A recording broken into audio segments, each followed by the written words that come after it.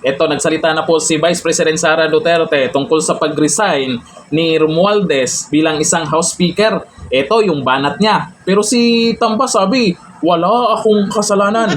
O ito, sabi dito, palit muka lang sa kamera. Palit mukha. Ibig sabihin, yung galawan, ganun lang din yan. Sa isang panayam sa Davao City, diretsahang sinabi ni VP Sara Duterte na ang pagpapalit ng liderato sa kamera ay palabas lang at hindi tunay na reforma. Ang sabi niya, so yung pagpapalit nila ng speaker dyan ay para lang yan masabi ng mga tao na mayroon silang ginagawa sa House of Representatives sa reklamo at sa galit ng mga tao. Pero ang totoo niyan ay sila lang din yan. Grupo lang din yan ni Martin Romualdez. BFF nga daw, di ba? Ni Sandro Marcos. At of course, syempre, papunta na rin yan kay BBM. O, hindi pa kayo makinig sa kanya?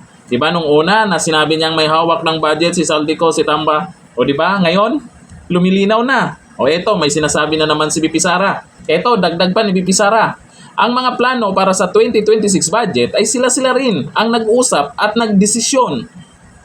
Kaya't walang tunay na pagbabago sa sistema. O ito, sabi niya, so sila lang din yan. At sila lang din ang nag-usap kung ano-ano ang gagawin nila. At sila lang din ang nagplano kung anong gagawin nila sa 2026 budget. Naku po, sana yung iba dyan, ibang congressman, senador, kung sino man yung pwedeng bantayan niyan, baka naman huwag lang kayong masyadong tahimik dyan. Matatanda ang umupo bilang bagong speaker si Isabela Representative Faustino Bojidi III itong September 17 matapos magbitiw si late Representative Martin Romualdez dahil sa pagkakasangkot ng kanyang pangalan sa flood control.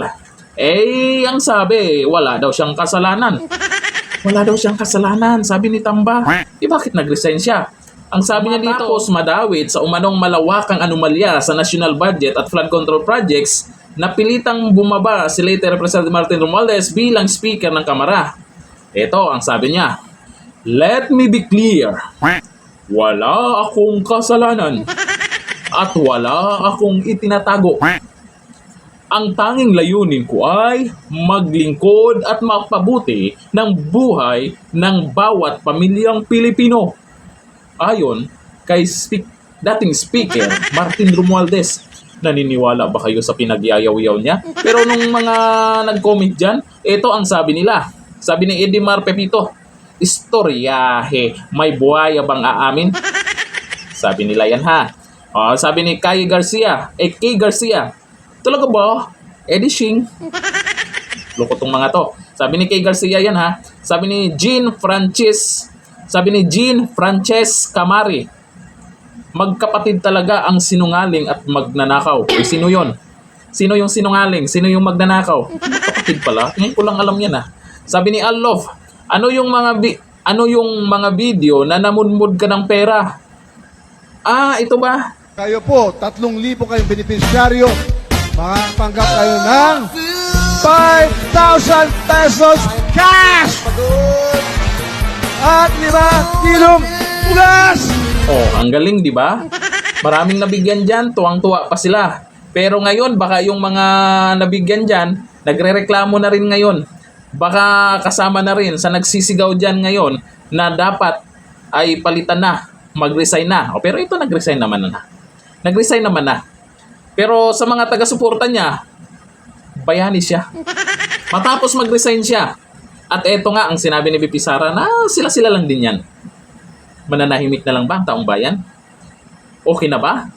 Tapos na ba? Nag-resign na si Tamba? O baka naman gusto pa na may managot sa kanila?